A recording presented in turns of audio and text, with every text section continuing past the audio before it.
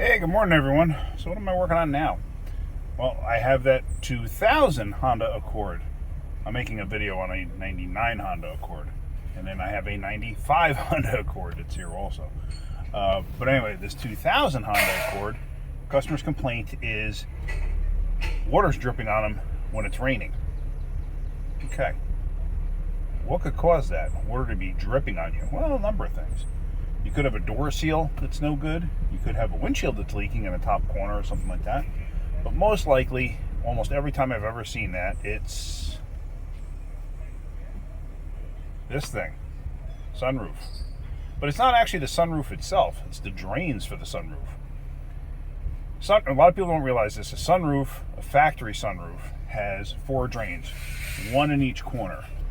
One up here, underneath here, for this corner, same thing on the opposite corner there, and then in the back it's got a drain that usually runs down the quarter panel area. What happens is the tubing that they use for the drains gets shrunk over time. When it shrinks, it gets pulled off the stem or the drain tube that's part of the sunroof assembly. Now, a lot of people don't realize this too, but the seal that's on the sunroof glass is there to help control the water itself. It's not necessarily a seal to keep water from coming through. It's actually, most of the times, it is designed to allow a certain amount of water to come through. I don't know the reasoning behind it, but it allows a certain amount of water to come through, and it catches in the trough that runs around the sunroof, and in the trough, that gets directed to drain down the drains. Like I said, the drain will come down this side, and it'll run all the way down the A-pillar, and then it'll come out usually either underneath or inside the A-pillar somewhere. Sometimes you could actually see a drain sticking out, which I can't on this. Sometimes you can. Usually what I do is, on a situation like this, is I open the sunroof and I will manually pour water, like from a small bottle, in, and I want to see where the drainage is actually occurring. So let me do that. Let me get the sunroof open, and let's manually put some water in there and see if we can't figure it out. Let's see if I can figure out how to actually open the sunroof on this thing. That's not it. So, got to be a sunroof button here somewhere. Oh, here it is. It's on the left side of the dashboard.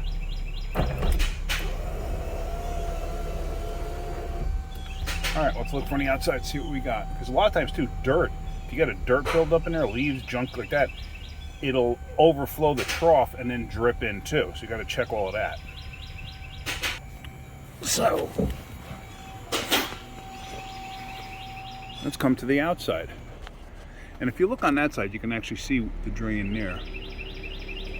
See it in the bottom corner? Right there? And there's going to be one here. I don't know if I can see it. Back up a little bit. At my angle, it's hard to see. But it should be, yeah, I can feel it. It's right there. So what I'm going to do is I'm going to pour some water in there. And I'm going to see if I can't figure out where it's coming from. This little bit of water from the dew from the morning, that's perfectly normal. But let me add some more to it and let's see what happens. All right, so here we go. I just got some tap water in this water bottle here. And all I'm going to do is pour it down in here.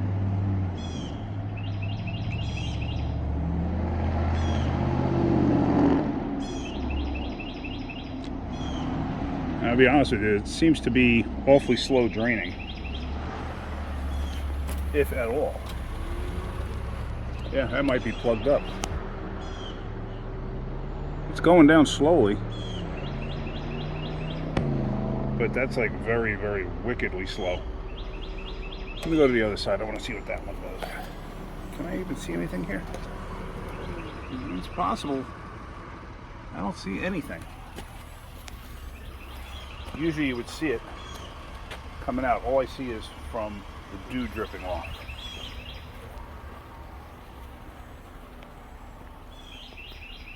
Yeah, there's something wrong with that side. So now we could use some compressed air gently. Yeah, see this side, it's not building up. See how the water's just not building up? So this side's probably draining okay. That other side is not.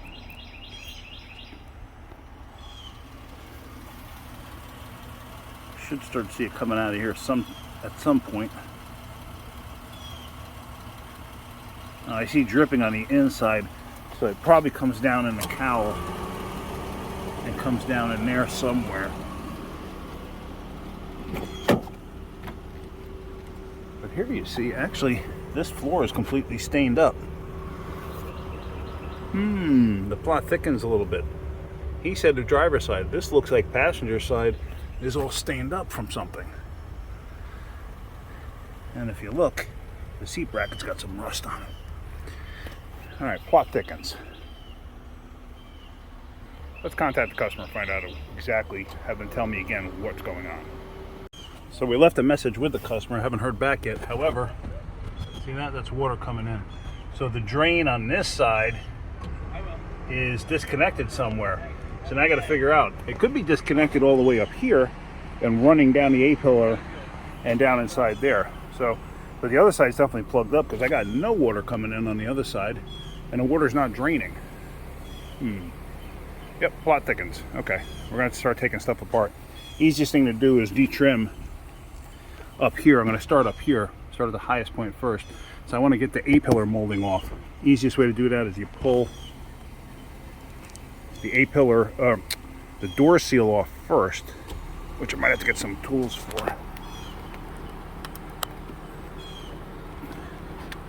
A lot of people say you don't have to pull the door seal off. I prefer to. You can always retension the seal on this style. But I like to do that so I can get in behind here to release this. Actually, let's see if we can see something. Hold on.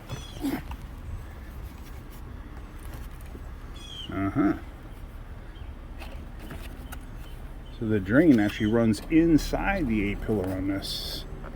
It's kind of a dumb design, I think. Because that's a wire harness right there. Okay. Can we see anything? Probably not. There's nothing to see down there. I'm gonna have to detrim down there and see if I can't see where the tube goes. Because I got a funny feeling then it's disconnected down there. I doubt very highly it's disconnected up here, because usually if it's disconnected up here, it'll run down on the inside of the headliner here, and it's not wet at all up here.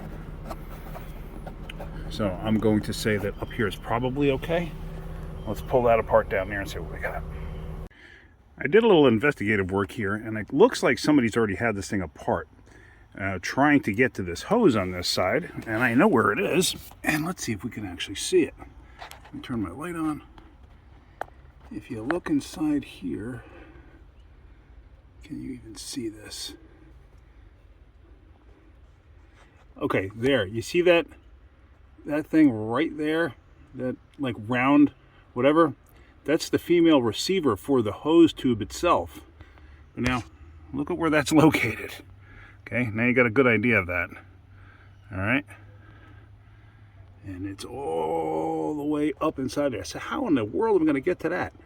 Because right there is the heater box on the inside. Here's the dash. So I'm going to try disconnecting all of this harness stuff here just to tuck it out of the way. Maybe I can get up there with a tool or something. There is no way I'm going to be able to film me doing this. The only other choice is pulling the dash out, which I don't think we're going to want to go through that hassle. But let me try detrimming this, pulling out some of this harness, and see what I can't figure out here. See if I can get to that somehow to get it either reconnected or whatever. But that's the obvious leak. I could actually see it dripping. There's no way for me to film that though. I don't think.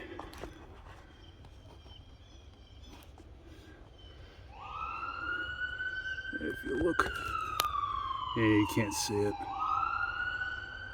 But just above it, there's actually a drip mark.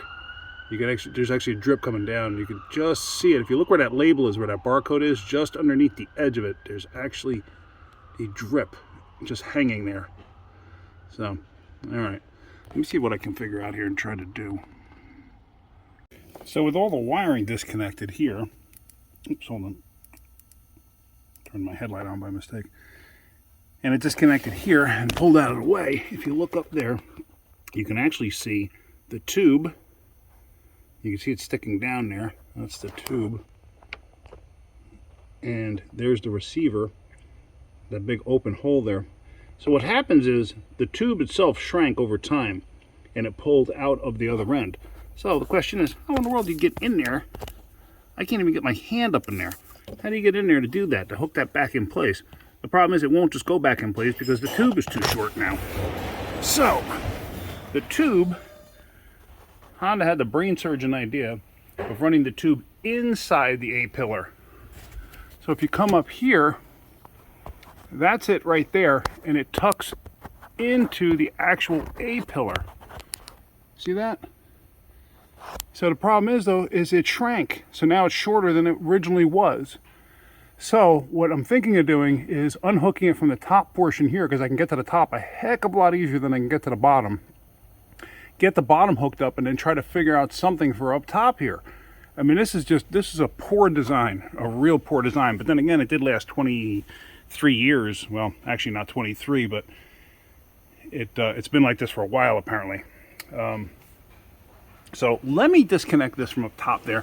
Like I said, there's really almost no way for me to film this. But let me undo that clamp, pull the hose off, get the hose down further into the A-pillar there. So then maybe I can hook that end up, and then I'll worry about this end after. Just to give you an idea what I did, here's the pliers I used. I was able to get up inside there and grab that hose and attach it where it needs to go. And if you look, there you can see it. See it? Now it's actually inserted all the way down, and it's in there pretty tight. But I want you to see this. Check this out. So how much did it shrink? Look at that. That's a good 2-inch difference right there. That's amazing if you think about it. So I'm going to have to do the other side because I know the other side has got to be right to that point of pulling through. It has to be. There's no way it couldn't be. So now I got to figure out what to do there. I got to make some kind of an extension to fit that hose. That's just amazing that it became that short over time. All right, let me see what I can figure out there. So my idea to connect that hose is to make one of these. Now this is 3/8 tube, which is just a hair smaller. Like if I didn't flare the end like this, if I didn't do that, it's just a hair smaller than the actual tube itself. But this now fits, let me shut off the camera for a second, pretty well in there to hold that together. So now this end of this tube fits perfectly up onto the roof. I don't know if I explained that before, but this tube fits perfectly up on the roof. It's the same size as the other tube. So I got a bunch of this tube that I had laying in the back room. So now what I'm going to do is I'm going to slide this onto the sunroof, the actual channel assembly itself with the drain. I'm going to slide this on there, and then I'm going to just use these. I made 2 of these with these flaring tools, and I'm going to use these to connect the tubes. I did go to the parts store, but nobody had anything that I could actually really use that would work anything decent. So I'm going to do that, and then real quick, I'm going to make a follow-up quick video on these. This was a parts store tool. This, I believe, was an eBay tool. Junk. Absolute junk. Don't bother with this one. Throw it in the garbage, because that's what I'm going to do with it. This one is not great, but it's actually not bad either. I've had much better, but this one does work, and it does seem to do a halfway decent flare, but it's kind of cheesy. This one, garbage. Anyway, so this is what I'm going to do. Let's get these together, and we're going to go from there. So now with that connected, I got the little clamp over there. It's kind of hard to see. See it on there? Little ring. But it fits nice and tight over on that end where it's going into that tube, and you can actually see the rib from the tube there. Whenever you're doing something like this, be careful with the headliner because it's very easy to kink it. And you put a kink or a seam in it and you basically ruin the appearance of it. So everything's connected under here. As you see, the tube is in place. So that's pretty much it. So that will fix that issue. Matter of fact, let me pour some water down through the top there, and let's watch it drain out there just to make sure everything's all good. So here we go. We're going to pour some water in here. And don't forget, I still got to do the other side too, because I do have a plug drain on the other side. This should go down. Looks like it is. Yep, there we go. See, it's dripping out on the ground. So it's dripping outside, not inside, so that's a good sign. All right, so I'm going to wrap this up. I'm just going to put this all back together and then do the other side, and then we'll be done with this vehicle. So hopefully you got something out of that video. Basically, I've seen that quite often where the tubes, I don't know why they make them out of the material they make them out of, but they do, and they wind up over time, they shrink from heat and everything else. You know, you'd think they would put some kind of a heat-resistant plastic tube or something in there. I've actually seen it where they never ran the tubes. I've actually seen that where there were no drain tubes in the vehicle from the factory. And somebody's got a car, and you know the interior just smells like mold, and then you realize that the carpets are all wet, and because you know the water's running down the A-pillar and has nowhere to go because there was never any tubes. But I've seen it twice. Not in the same type of car either. One was a Ford Focus. I don't remember what the other one was.